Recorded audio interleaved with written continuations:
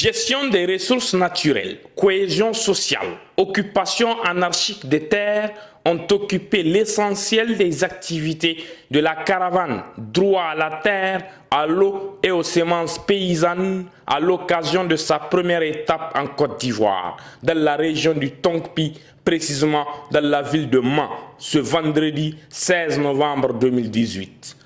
Nous sommes riches, l'Afrique est riche.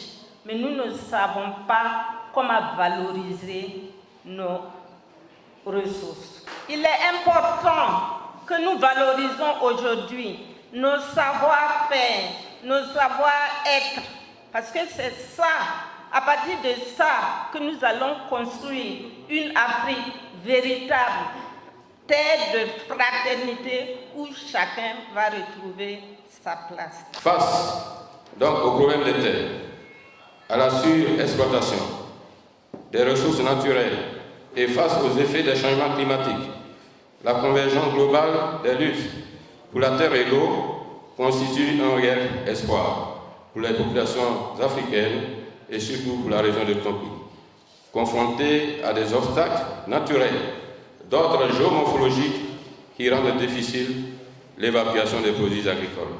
Le foncier, sa gestion et la polémique qui l'entoure constituent un sujet de grande préoccupation dans l'ouest de la Côte d'Ivoire, qui ne compte plus ses morts liés au conflit foncier. La question foncière est un danger pour la paix et la cohésion sociale. Premièrement, la Côte d'Ivoire est un pays à vocation agricole. Il y a les terres, il y a les forêts classées, il y a les aires protégées et il y a les terres du territoire des villages, qu'on appelle aujourd'hui le foncier coutumier rural.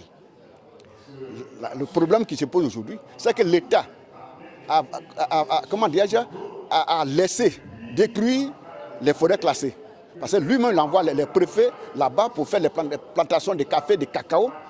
Et quand tout ça, ça rentre à maturité, l'État ouvre la route et puis on exploite des produits.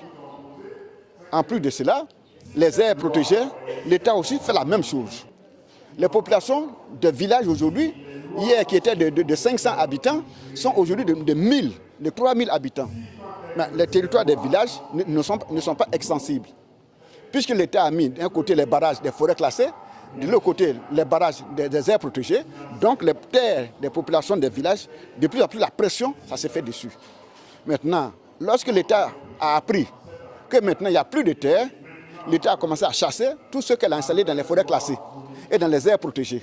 Eux, il faut les mettre. Au lieu de les envoyer dans leur région et dans les choses, ils viennent s'entasser dans les villages, à proximité des aires protégées, à proximité donc des forêts classées.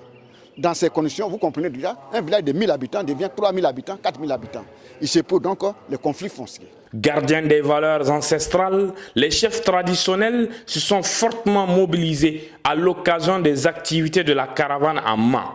Trop intéressé par les thématiques du jour, le Glou 2, Dan Premier, a fait un témoignage poignant sur les spéculations relatives à l'occupation anarchique des terres.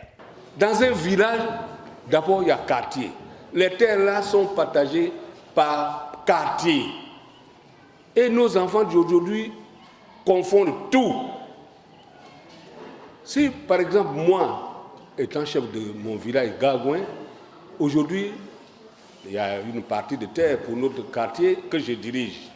Si mes enfants demain ils disent que c'est mon papa cette partie appartenait à mon papa, ben c'est faux. Ton papa n'était qu'un chef de village et il gérait une partie de terre de sa concession.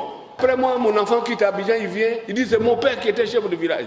La partie là était pour mon père, qui n'est pas au courant ici. Mais puisque celui qui veut travailler là-bas est obligé d'aller demander à son père, bon grand frère, donne-moi une partie là-bas, moi aussi je vais faire mon champ de riz, ouvre ma plantation de cacao. On dit bon, va faire. Donc pour l'enfant, il croit que la terre là c'est pour son père. Mais c'est pas vrai. Lorsqu'il vient, il prend un étranger quelque part, il va dans la brousse là-bas sans même prévenir les petits frères de son papa. Il dit, bon, tu veux une partie de terre, non? Combien d'hectares tu veux? Et il te coupe là-bas en brousse, il dit, donne-moi 3 millions. Il prend ça, il s'en va. On lui demande demain, il dit, j'ai vendu la partie de mon père. Mais entre nous, c'est faux. Ton père n'avait pas de terre. Si tu veux bien, il était le gardien de cette partie-là. Et vous voyez, deux fois même, il va en brousse, il vend la partie de terre là, et il fait le reçu sur le fourreau de ce papier de cigarette.